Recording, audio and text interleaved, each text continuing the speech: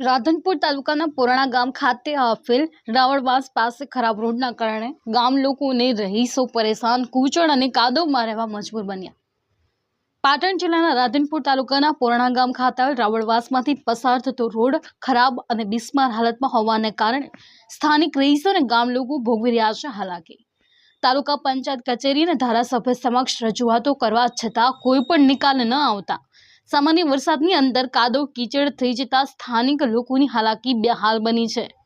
ત્યારે તાલુકા પંચાયત અને ધારાસભ્ય આ વાતનું ધ્યાન લઈ તાત્કાલિક ધોરણે તેમના મતદારો સામાન્ય વરસાદમાં હાલાકી ભોગવી રહ્યા હોય તો તાત્કાલિક ધોરણે નિકાલ કરવામાં આવે, નવીન રોડ બનાવી ઊંચો રોડ બનાવવામાં આવે તેવી ગામ લોકો અને રાવળવાસના લોકોની માંગણી ઉઠવા પામી છે। આના કારણે રોગચાળો ફેલાવાની શક્યતા ઉઠી છે। તાત્કાલિક ધોરણે આરોગ્ય વિભાગ, પંચાયત વિભાગ અને ધારાસભ્ય આ વાત ઉપર ધ્યાન આપી લોકોને મદદ કરે તેવી ગામ લોકોની માંગણી ઉઠવા પામી છે। દીપક સથવારા, જી ન્યૂઝ, પાટણ।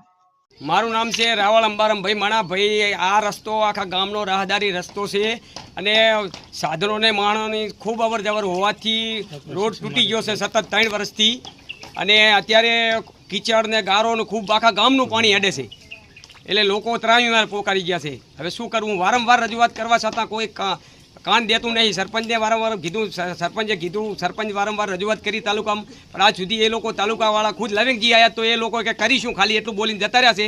સાઈડ ઉપર રસ્તો પર જોવા નથી આવ્યા। અમે કીધું તું 2 વખત રજૂઆત કરી પણ એ આવ્યા નથી। અહીં ખુદ લવિંગજી નહીં આવ્યા, બોલો ગામમાં આવ્યા હતા, રસ્તો જોવા નથી આવ્યા।